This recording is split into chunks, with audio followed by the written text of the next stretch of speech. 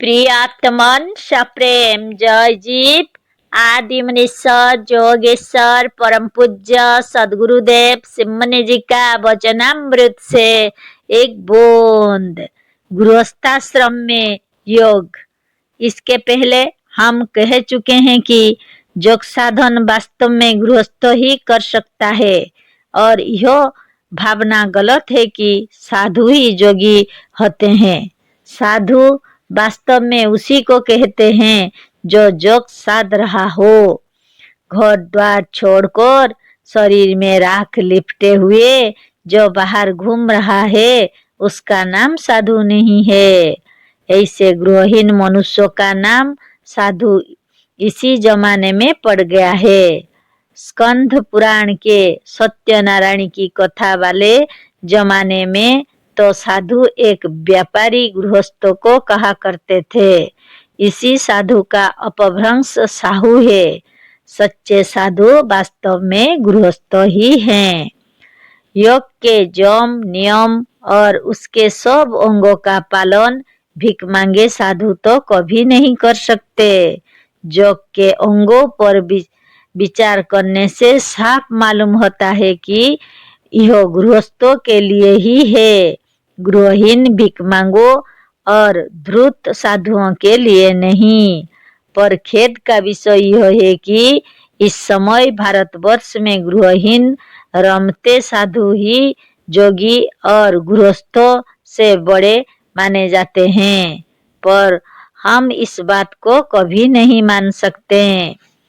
इस वक्त शब्द से मतलब विशेषकर उन लोगों से हैं जो संसार से डरकर, संसार से विरक्त हो, घर से रूठकर, अपने कुटुंब को त्याग कर जंगल में चले गए या इधर उधर घूम रहे हैं।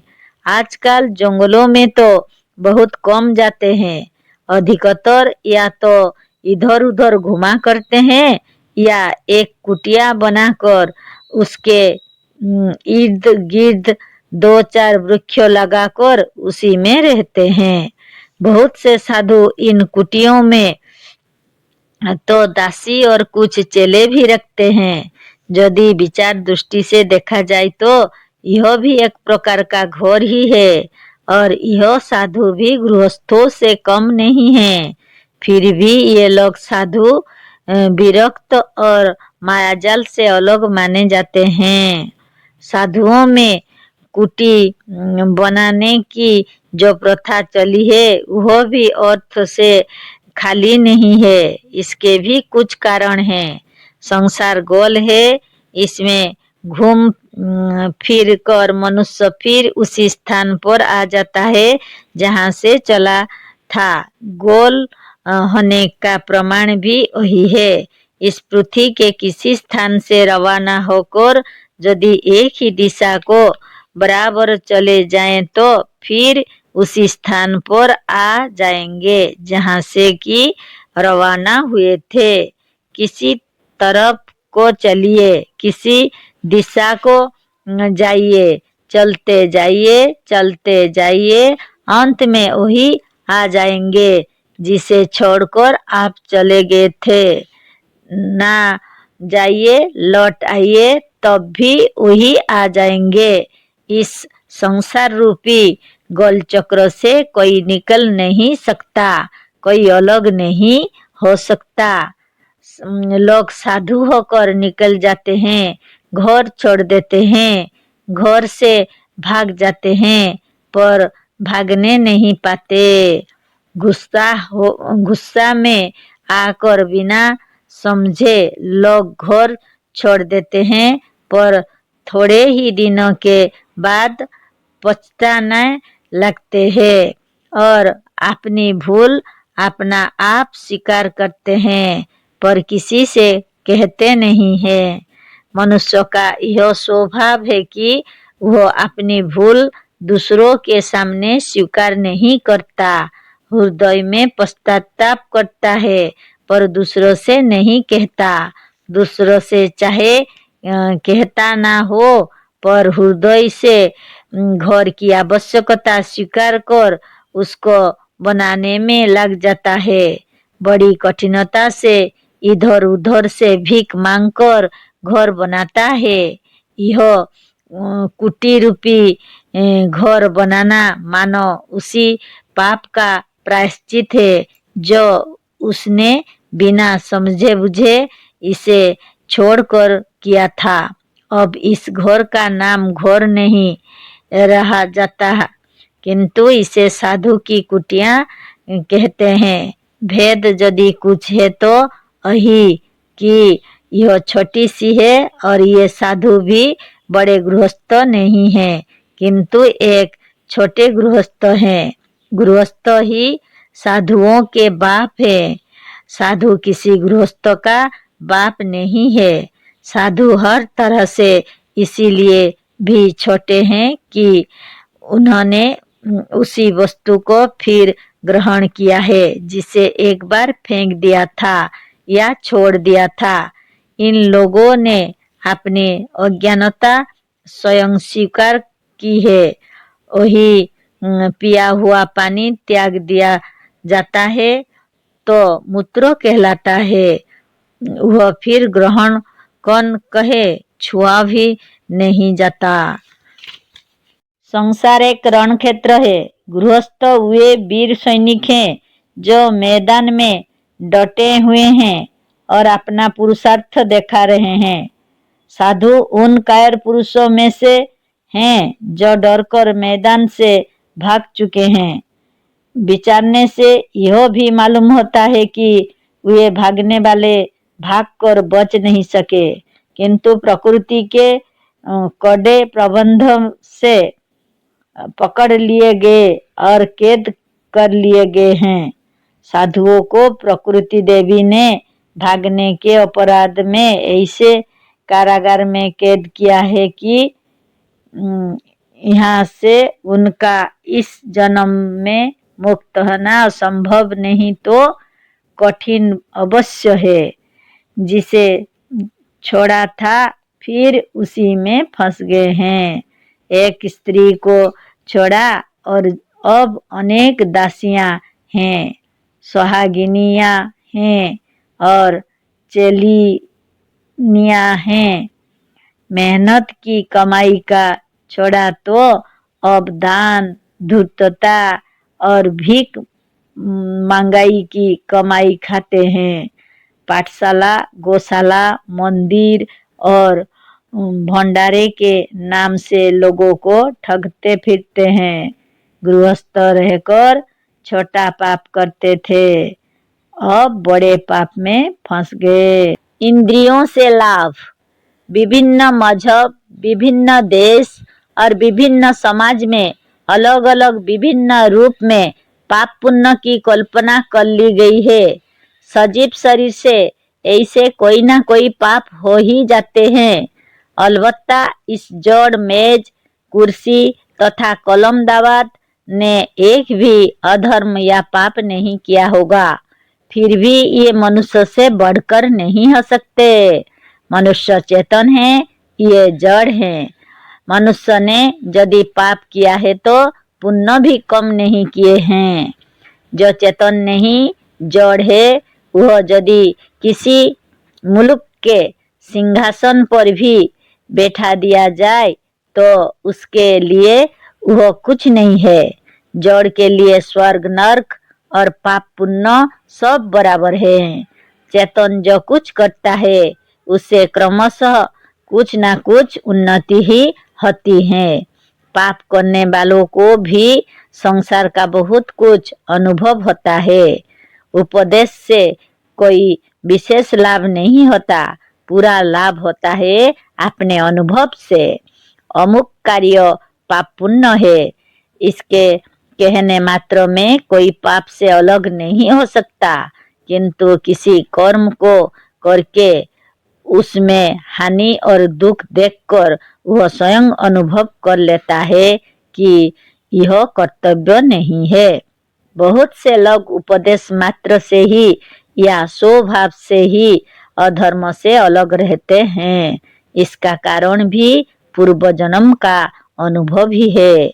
धर्मात्मा लोग जो पाप के किनारे नहीं जाते, इसका कारण इनके पूर्व जन्म का वह अनुभव है जो उन्होंने उस जन्म में करके व भोग करके प्राप्त किया था। इस जन्म में नहीं, पूर्व जन्म में सही, पर बिना अपने किए अनुभव नहीं होता। लेखकों ने भी अनुभव करके ही कर्तव्य अकर्तव्य का निर्णय किया है। अनुभव इंद्रियों से होता है और इसी अनुभव से ज्ञान होता है। ज्ञान ही संसार में सर्वश्रेष्ठ है।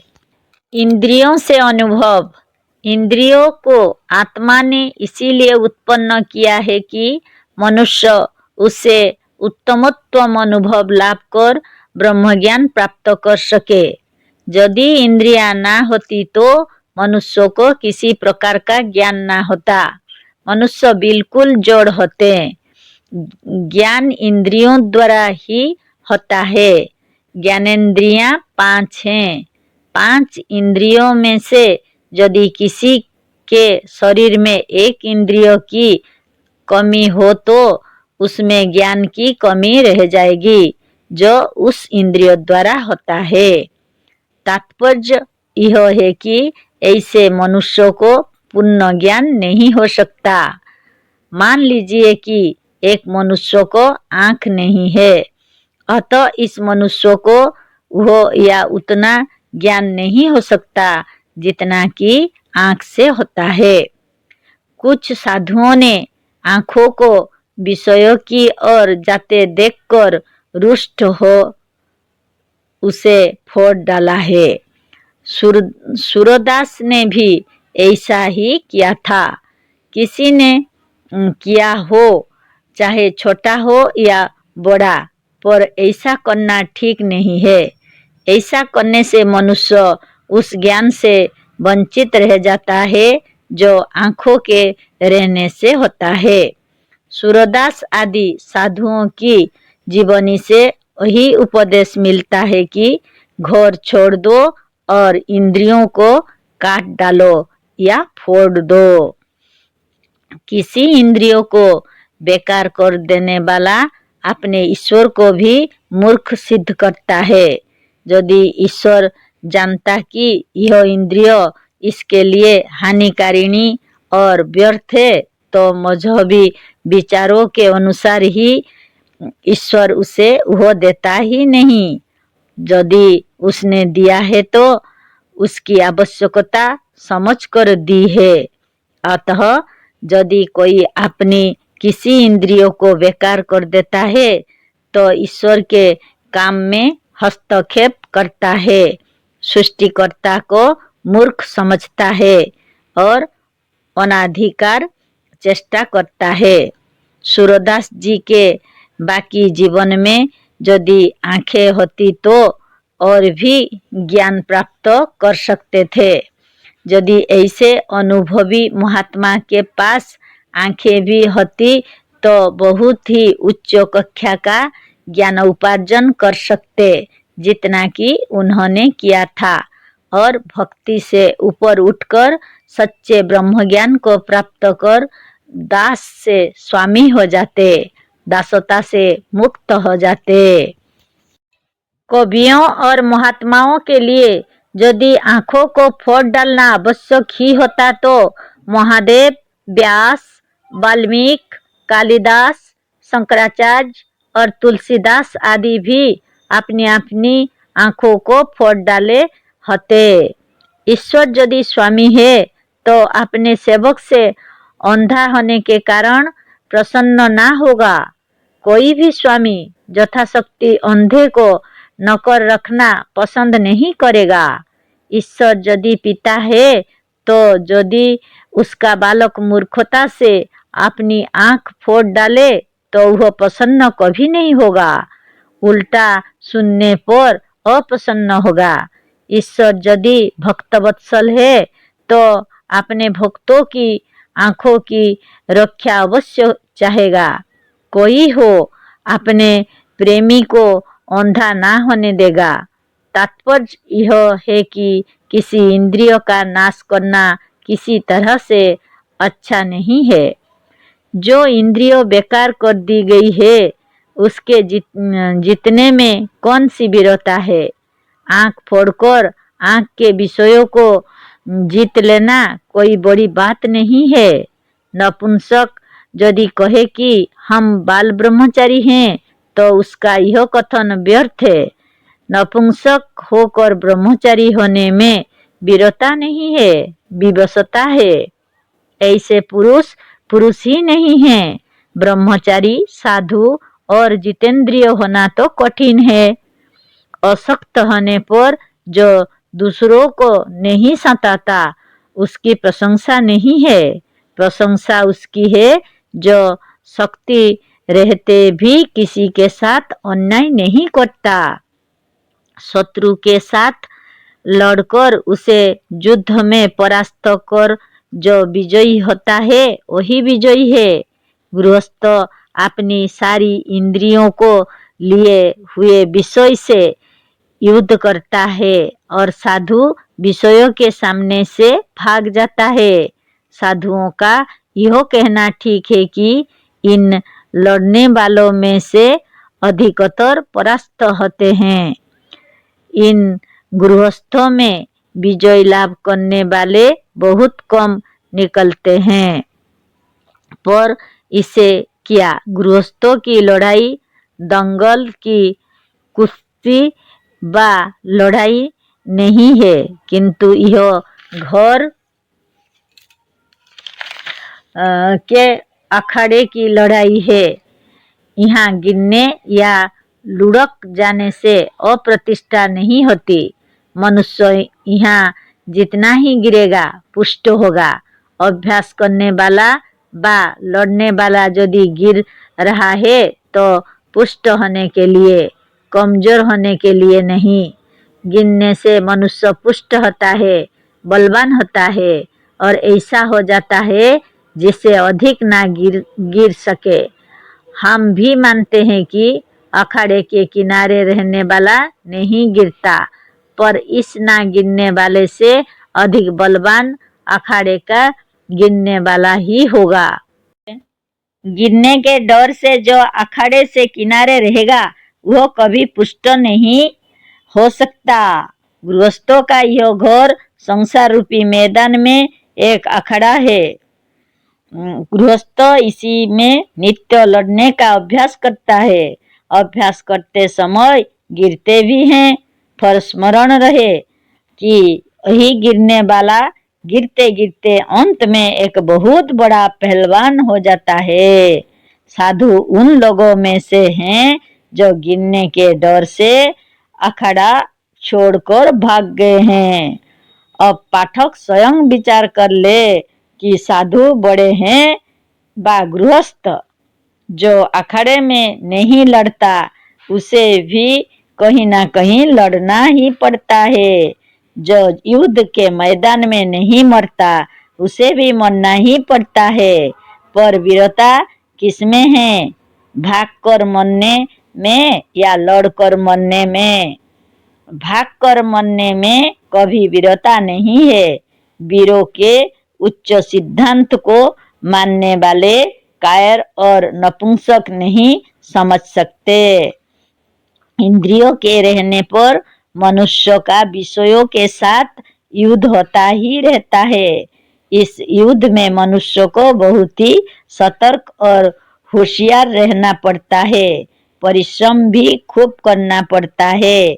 इससे हताश होकर इसे छोड़कर भागने की आवश्यकता नहीं है। इस युद्ध या परिश्रम से किसी तरह की हानि नहीं होती, किंतु इसमें बराबर लाभ ही लाभ है। बड़े बड़े महात्माओं ने इसी युद्ध में स्वयं अनुभव करके बड़े बड़े दार्शनिक सिद्धांतों का आविष्कार कर सच्चे ज्ञान का उपार्जन किया है। बिना इन इंद्रियों के किसी प्रकार का ज्ञान नहीं होता। यही कारण है कि इन इंद्रियों का नाम ज्ञानेंद्रिय पड़ा। परमात्मा यदि होगा तो मूर्ख नहीं होगा। इंद्रियां सचमुच यदि ऐसे ही होती जैसा कि साधु लोग समझते हैं तो परमात्मा अपने लिए या मनुष्यों के लिए उन्हें बनाता ही क्यों? ज्ञानेंद्रियों ही की आवश्यकता नहीं है, आवश्यकता कर्मेंद्रियों, शरीर और घर की भी है। साधुओं विषयों को भी परमात्मा ही ने बनाया है। विचारने से मालूम होगा कि संसार की कोई वस्तु व्यर्थ नहीं है। संसार का प्रत्येक कार्य कुछ ना कुछ मतलब रखता है।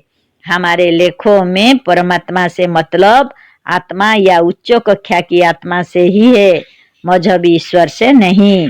परमात्मा का कोई कार्य निरर्थक नहीं हो सकता। ऐसी अवस्था में जो लोग घर छोड़कर संसार से भागते हैं वे विषयों से तो डरते हैं पर परमात्मा से नहीं डरते। विषय से युद्ध करना नहीं चाहते पर परमात्मा का प्रत्यक्ष रूप में विरोध करते हैं। कितनी बड़ी भूल है। परमात्मा कहता है कि हमने तुम्हें संसार में रहने के लिए भेजा है, भागने के लिए नहीं।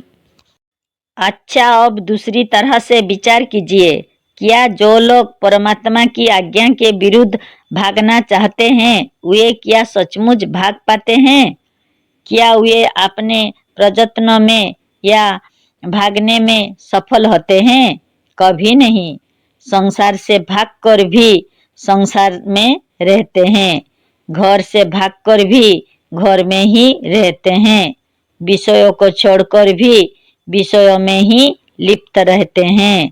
जैसे पानी में जो जितना ही छटपटाता है वह उतना ही डूबता है, उसी तरह से साधु महात्मा जितना ही संसार से रुष्ट होकर भागना चाहते हैं उतना ही संसार उन्हें फंसा लेता है। यही कारण है कि अंत में साधु लोग जितने संसार और उसके विषय भोग से लिप्त हो जाते हैं उतने गृहस्थ नहीं होते। तीर्थ पहाड़ और मार्ग संसार से अलग नहीं है। फिर संसार से भागकर साधु लोग कहाँ जा सकते हैं? स्वर्ग और नरक भी संसार में है। शिवलोक और विष्णुलोक भी संसार से बाहर नहीं है। स्वयं ईश्वर भी संसार में मौजूद है। अतः साधुओं का संसार से भागने का यत्न करना व्यर्थ है। वास्तव में सारा संसार मनमय है। संसार और मन में कुछ भेद नहीं है। स्वप्न में भी मन रहता, अतः मन वहाँ भी संसार को बना लेता है। मनुष्य थक कर सोने लगता है, संसार से अलग होना चाहता है, पर मन यहाँ भी एक प्रकार से संसार बना लेता है। कहीं जाइए, संसार से छुट्टी ना मिलेगी। जीव चेतन है। चेतन में इच्छा और मन का होना स्वाभाविक है। जिसमें इच्छा और मन, विचार या ज्ञान कुछ भी नहीं है वह चेतन कैसे कहला सकता है? अतः चेतन जहाँ जहाँ रहेगा वहाँ वहाँ उसकी चेतनता साथ रहेगी। जहाँ चेतनता है वहाँ इच्छा और मन भी रहेगा।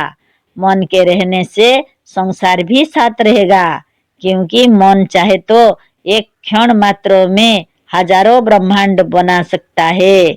अतः विचारने से यही मालूम होता है कि संसार से पिंड छूटना असंभव है। साधु और गृहस्थों में इतना ही भेद है कि गृहस्थ व्यर्थ की वस्तु के लिए यत्न नहीं करता। घर में और संसार में रहते हुए भी मनुष्य जीवन मुक्त हो जाता है। जीवन मुक्त होने के लिए घर छोड़ने की आवश्यकता नहीं है। घर और संसार में रहकर ही मनुष्य वह अनुभव और वह ज्ञान प्राप्त कर सकता है जिससे वह जीवन मुक्त हो जाए। मुक्त होने के लिए कहीं दूर जाने की आवश्यकता नहीं है, बाहर जाने की जरूरत नहीं है। सब हमारे पास और हमारे में है। इस विषय में यदि पाठकों को कुछ विशेष जानना हो तो हमारे बनाए हुए वेदांत सिद्धांत, शांतिदायी विचार, शरीर से अमर होने का उपाय, सत्य, सुंदर और स्वतंत्र विचार, आत्मज्ञान की कथाएं, सृष्टि विज्ञान शास्त्रों, मुक्त और स्वतंत्र होने का उपाय, योग दर्शन शास्त्रों, योग का परिचय, योग विज्ञान, सच्ची शांति सच्ची मुक्ति और सूक्ष्म शरीर सूक्ष्म लोक स्वर्ग और मुक्ति का रहस्य नाम की पुस्तकों को मंगा कर देख लें। जय जीव।